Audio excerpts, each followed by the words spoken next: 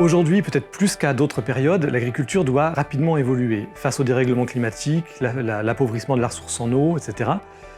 Elle doit modifier ses pratiques, mais aussi disposer de plantes sélectionnées pour s'adapter aux nouvelles conditions.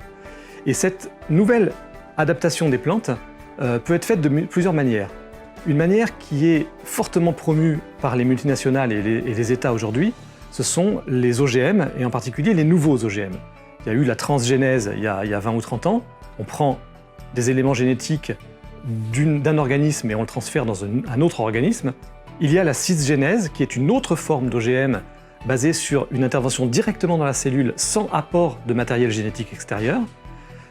Et puis, il y a la mutagénèse, qui consiste à provoquer des mutations plus ou moins naturelles. Et ces différentes techniques peuvent permettre d'accélérer l'évolution des plantes et sont souvent mises en avant pour s'adapter au dérèglement climatique. Le problème, c'est qu'elles sont faites en laboratoire, qu'elles sont faites sur des modèles théoriques et qu'elles ne peuvent pas prendre en compte l'ensemble des paramètres d'un génome. En fait, quand on intervient même avec les ciseaux moléculaires de façon très ciblée sur un fragment d'ADN, on modifie beaucoup d'autres choses dans la chaîne d'ADN, dans les chaînes d'ADN de la cellule, qui interagissent les unes avec les autres. Et aujourd'hui, beaucoup de scientifiques l'affirment, des généticiens, même l'ANSES en France, l'Agence nationale de sécurité sanitaire, ces différentes techniques ont des effets secondaires qui sont impossibles à prévoir.